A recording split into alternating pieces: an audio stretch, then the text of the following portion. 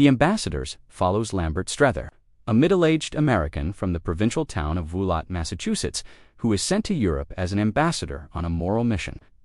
Strether's task is to retrieve Chad Newsome, the son of his wealthy fiancée, Mrs. Newsome, who believes Chad has been corrupted by Parisian decadence and must be brought back to America to run the family business. Strether arrives in Paris, expecting moral decay, but instead encounters a world of refinement, beauty, and cultivated pleasure that unsettles his rigid New England assumptions. He meets Chad and is astonished by the young man's transformation. Chad appears polished, responsible, and intellectually alive, far from the debased figure Strether had imagined. Strether suspects that Chad's improvement is due to a woman. Eventually discovering Madame de Villeneuve, an elegant, aristocratic Frenchwoman with whom Chad has an intimate relationship. Rather than condemning the relationship, Strether becomes deeply sympathetic to it.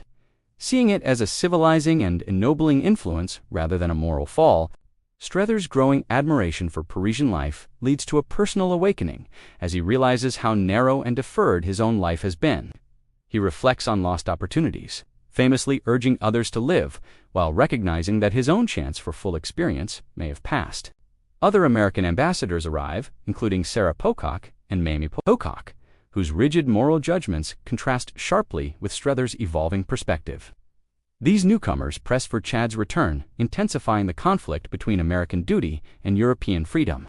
Strether experiences a pivotal moment of clarity when he accidentally witnesses Chad and Madame de Villeneuve together in an unmistakably intimate setting. This revelation forces Strether to confront the illusion he has maintained, recognizing that the relationship, however refined, is fundamentally adulterous and morally compromised. Despite this, Strether does not fully condemn Madame de Villeneuve, understanding the emotional depth and sincerity underlying the affair.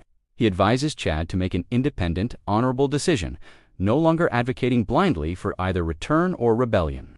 Chad ultimately chooses to return to America, accepting the demands of family and business over personal fulfillment. Madame de Villeneuve is left behind, her sacrifice underscoring the cost of moral compromise and social constraint. Strether rejects Mrs. Newsome's implied offer of marriage, recognizing that returning to Woolot would mean denying the self-awareness he has gained.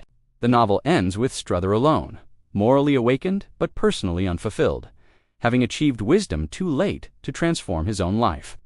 James concludes with a meditation on consciousness and experience, portraying maturity not as triumph but as the painful recognition of life's missed possibilities.